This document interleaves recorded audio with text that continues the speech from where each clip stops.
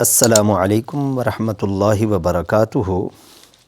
آج ہم گفتگو کریں گے سموگ کے موضوع پر، چونکہ ہمارے چند ساتھیوں نے اس طرف توجہ دلائی ہے کہ آج کل سموگ بہت زیادہ ہے، تو اس کے اوپر کوئی احتیاطی تدابیر پر کوئی ویڈیو بنائیں۔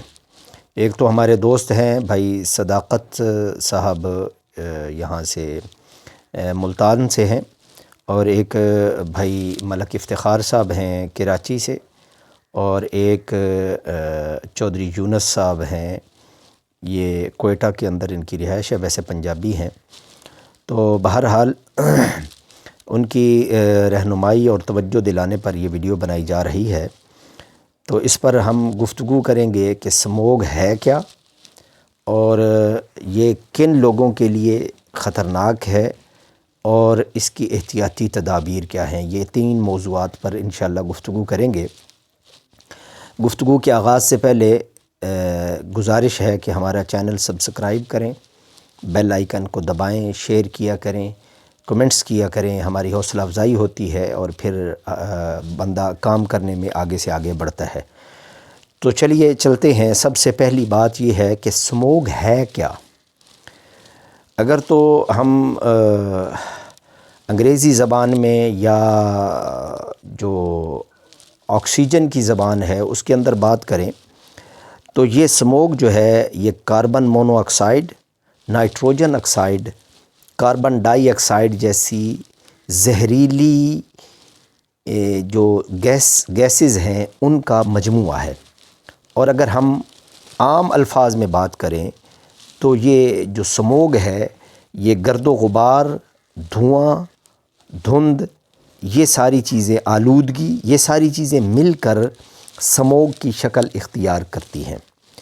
تو چنانچہ سموگ جو ہے یہ بہت خطرناک ایک چیز ہے۔ بعض لوگوں کے لیے تو بہت زیادہ خطرناک ہے اور بعض لوگوں کے لیے کم، اور اس کی خطرناکی میں اضافہ اس وقت ہوتا ہے جب بارش نہیں ہوتی اور بارش رک جاتی ہے۔ اب یہ گرد و غبار اکٹھا ہو کر یہ جب ہلکی سی دھند بنتی ہے تو اس کے اوپر گرد و غبار اور یہ ساری چیزیں اکٹھی ہو جاتی ہیں اور پھر سموگ کی شکل اختیار کرتی ہیں۔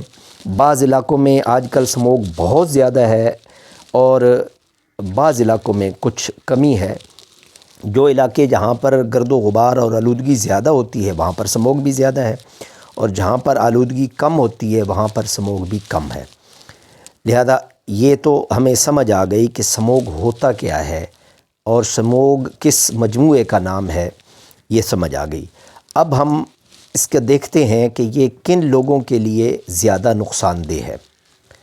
ایسے افراد جن کو سینے کے امراض ہوں، بلغمی امراض، کھانسی وغیرہ اکثر لگی رہتی ہو، زکام اکثر لگا رہتا ہو، یا پھیپھڑوں کے مریض، ان کے لیے یہ بہت نقصان دہ ہے، یا دل کے مریض ان کے لیے بھی یہ سموگ بہت زیادہ نقصان دہ ہے، اور جن کو دمے کا مرض ہو، سانس کے پھولنے کا مرض ہو، ان کے لیے بھی یہ نقصان دہ ہے، یا بعض لوگ اللہ معاف فرمائے جن کو بیچاروں کو ڈسٹ الرجی ہوتی ہے یا پولن الرجی ہوتی ہے، ان کے لیے بھی یہ سموگ انتہائی نقصان دہ چیز ہے۔ یہ ان کے لیے تو انتہائی نقصان دہ ہے۔ باقی جو عام لوگ ہیں جو کسی ایسی بیماری کا جن کی میں نے ذکر کیا ہے ان کا شکار نہیں ہے، ان کے لیے بھی یہ سموگ خطرناک چیز ہے۔ یعنی عام آدمی کو بھی اگر وہ سموگ میں زیادہ دیر ٹھہرے تو اس کو سانس کی تکلیف ہو سکتی ہے۔ اس کے اندر اس کی ابتدا کہاں سے ہوتی ہے؟ گلے کی خراش سے۔ آدمی کو گلے کی خراش بنے گی اور یہ گلے کے اوپر سب سے پہلے یعنی اٹیک کرے گی، اور اس کے بعد یہ آہستہ آہستہ گلے سے اوپر جائے گی، اوپر کی طرف جاتی ہے، ٹھیک ہے، نیچے کی طرف نہیں، گلے سے اوپر کی طرف جائے گی، سانس کی نالی کے اوپر اٹیک کرے گی، پھر اس کے بعد یہ اوپر جا کے ناک کے اوپر اٹیک کرے گی، پھر یہ آنکھوں کے اوپر اٹیک کرے گی۔ مطلب یہ ہے کہ اس سے گلے کی خراش سے شروع ہو کر ناک اور آنکھیں یہ سارے اس سے متاثر ہو سکتے ہیں۔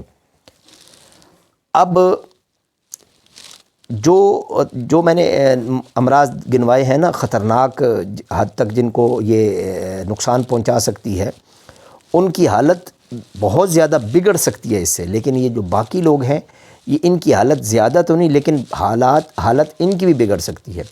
اور عمر کے لحاظ سے اگر دیکھا جائے تو جو بوڑھے لوگ ہیں، بچے ہیں، عورتیں ہیں، وہ اس سے زیادہ جلدی متاثر ہو سکتے ہیں۔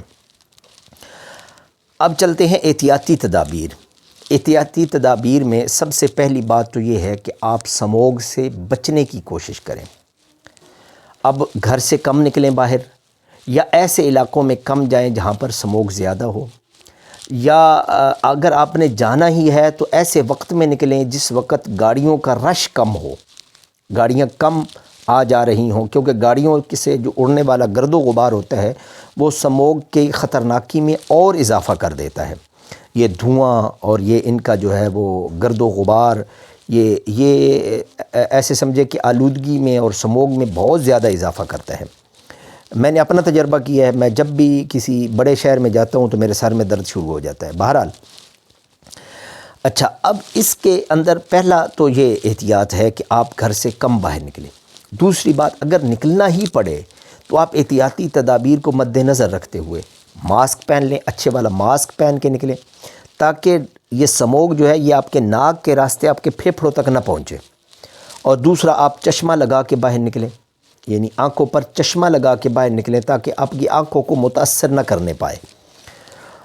اور اس سے اگلی احتیاط کیا ہے کہ آپ صبح و شام یہ روٹین بنا لیں، جب تک سموگ ہے اس وقت تک روٹین بنائیں، ورنہ آپ اس کے اندر یہ بھی کر سکتے ہیں کہ آپ پوری سردیوں میں یہ روٹین رکھیں اور ہمیشہ کے لیے رکھیں، تو یہ بہت فائدہ مند ہے کہ آپ صبح اور شام ادرک کا قہوہ پئیں۔ ادرک 1 انچ کا ٹکڑا لیں، اس کو چھوٹے چھوٹے ٹکڑے کر کے آپ 2 کپ پانی میں ڈال دیں، اس کو بوائل کریں، اور جب 1 کپ رہ جائے تو آپ اس کے اندر شکر شامل کریں، چینی شامل کریں، شاید کوئی بھی چیز شامل کر کے آپ اس کو نوش فرما لیں، صبح بھی اور شام کو بھی، اگر ضرورت پڑے تو دوپہر کو بھی، اس کا کوئی نقصان نہیں ہے۔ یہ آپ کی نالیوں کا جو راستے ہیں نا ان کو یہ صاف کرے گی، اور ان کو جو ہے وہ سانس کے آمد و رفت میں یہ فائدہ مند ہوگی۔ اور اس کے بعد یہ ہے کہ آپ کوشش کریں اپنے چہرے کو زیادہ سے زیادہ دھوتے رہیں۔ 5 وقت کی نماز ماشاءاللہ ہم مسلمان ادا کرتے ہیں، تو 5 وقت کی نماز کے لیے اگر یہ چہرے کو دھوتے رہیں تو اس سے بھی اس کے اثرات سے بچا جا سکتا ہے۔ اچھا، تیسری بات یہ ہے کہ آپ اس کے اندر پانی کا استعمال زیادہ کریں، لیکن پانی نیم گرم پئیں یا تازہ پانی نکال کے وہ پئیں، ٹھیک ہے۔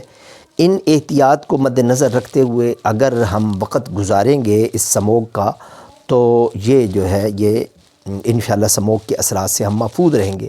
اور سب سے بڑی بات یہ ہے کہ اللہ رب العزت سے دعا مانگیں، معافی مانگیں۔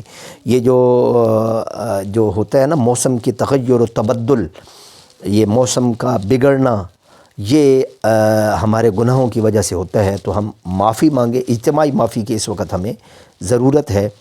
تو دعاؤں میں مجھ سمیت پوری امت کو یاد رکھیے گا۔ السلام علیکم ورحمۃ اللہ وبرکاتہ۔